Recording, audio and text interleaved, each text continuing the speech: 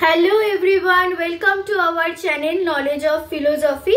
তোমাদের জন্য আরেকটি নতুন ভিডিও নিয়ে আমরা চলে এসেছি। আজকে আমাদের আলোচনার বিষয় হলো বচন। এখানে বচনকে ক ভাগে ভাগ করা হয় এবং বচনের সূত্রগুলো আজকে আমরা জানব। বচনকে মূলত দুভাগে ভাগ করা হয়, নিরপেক্ষ বচন আর সাপেক্ষ বচন। আবার নিরপেক্ষ বচনকে দুভাগে ভাগ করা হয়, সামান্য বচন আর বিশেষ বচন। আবার সাপেক্ষ বচনকে দুভাগে ভাগ করা হয়, প্রাকল্পিক বচন আর বৈকল্পিক বচন। এবার আমরা এই সামান্য বচন আর বিশেষ বচন সম্পর্কে জানব। সামান্য বচন আর বিশেষ বচনকে আবার দুভাগে ভাগ করা হয়। সামান্য বচনকে আমরা দুভাগে পাচ্ছি, একটা হলো সামান্য সদর্থক বচন আর একটা সামান্য নঙর্থক বচন। এই সামান্য সদর্থক বচনকে আমরা এ আকার দিচ্ছি আর সামান্য নঙর্থক বচনকে ই আকার দিচ্ছি। বিশেষ বচনকেও আবার দুভাগে ভাগ করা হয়, বিশেষ সদর্থক বচন যেটাকে আমরা আই আকার দিচ্ছি, বিশেষ নঙর্থক বচন যেটাকে ও আকার দিচ্ছি। এবার আমরা জানবো এই সামান্য বচন বলতে কি বোঝায়। সামান্য বচন বলতে যেখানে সকল প্রকার বিষয়কে বোঝাবে, সকল বিষয়কেই বোঝাবে। আর বিশেষ বচনকে কোনো বিশেষ বচন মানে কোনো কিছুর বিশেষ বিশেষ ক্ষেত্রকে বোঝাবে। যেমন এই সামান্য বচনের আকার দেওয়া হয়েছে এবং বিশেষ বচনেরও আকার দেওয়া হয়েছে। সামান্য বচনের আকার কি? এ বচনের ক্ষেত্রে সকল এস হয় পি, সকল এস হয় পি।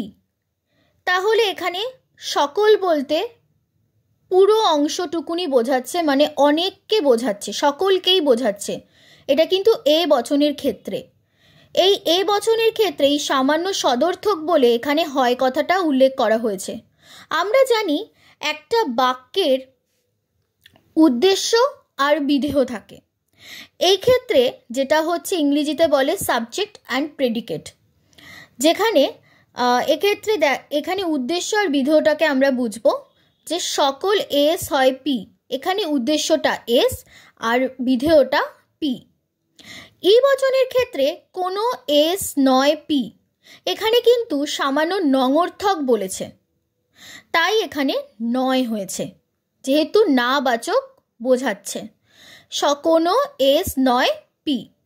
আই বচনের ক্ষেত্রে কোনো কোনো এস হয় পি, এই আই বচনটা বিশেষ বচন এবং সদর্থক বলে হ্যাঁ বাচক বোঝাচ্ছে বলে কোনো কোনো এস হয় পি। ও বচনের ক্ষেত্রে কোনো কোনো এস নয় পি, এটাও বিশেষ বচন, এখানে নঙর্থক বচন বলেছে বলে নয়টা এসছে। এইবার আমরা একটা বাস্তবিক দৃষ্টান্ত দেব। এই আকারটা আমরা জেনে গেলাম, এবার আমরা বাস্তবিক দৃষ্টান্তের সাহায্যে এই এ ই আই ও এই চারটি বচনকে জানব। সকল মানুষ হয় মরণশীল জীব, এটা এ বচনের ক্ষেত্রে, যেখানে সকল বোঝাচ্ছে এবং হ্যাঁ বাচক বোঝাচ্ছে। মানুষটা তাহলে কি? উদ্দেশ্য, যেহেতু আমরা বলেছি এসটা এখানে উদ্দেশ্য, পিটা বিধেয়, তাহলে এখানে মানুষ হচ্ছে উদ্দেশ্য আর মরণশীলটা বিধেয়। সাধারণত একটা বাক্যে যখন তৈরি হয় বাক্যটা তখন উদ্দেশ্য আর বিধেয় নিয়ে তৈরি হয়, তাই এখানে মানুষটা উদ্দেশ্য আর মরণশীলটা বিধেয়। ই বচনের ক্ষেত্রে এটা নয় বোঝাচ্ছে এবং অবশ্যই এটা সামান্য নঙর্থক বচন। কোনো ত্রিভুজ নয় বৃত্ত, ত্রিভুজটা কি উদ্দেশ্য আর বৃত্তটা বিধেয়, তাহলে কোনো এস নয় পি, কোনো এস নয় পি। আই বচনের ক্ষেত্রে কোনো কোনো ছাত্র হয় বুদ্ধিমান, এখানে বিশেষ সদর্থক বচন হ্যাঁ বাচক বোঝাচ্ছে, ছাত্রটা উদ্দেশ্য, বুদ্ধিমানটা বিধেয়, তাহলে এখানে আকারটা কি আছে? কোনো কোনো এস হয় পি। ও বচনের ক্ষেত্রে কোনো মানুষ নয় সৎ ব্যক্তি, তাহলে এক্ষেত্রে মানুষটা উদ্দেশ্য আর সৎ ব্যক্তিটা বিধেয়, তাহলে কোনো কোনো কোনো এস নয় পি, এটা হচ্ছে তার আকার। এই এ ই আই ও এই চারটি বচনকে দিয়েই কিন্তু আমরা একটা বাক্য থেকে বচনে ফেলতে পারবো। এই এ ই আই ও সূত্র ওয়াইজই কিন্তু আমরা বচন করব।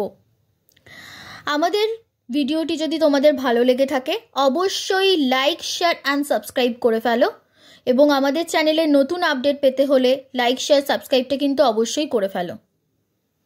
Thank you.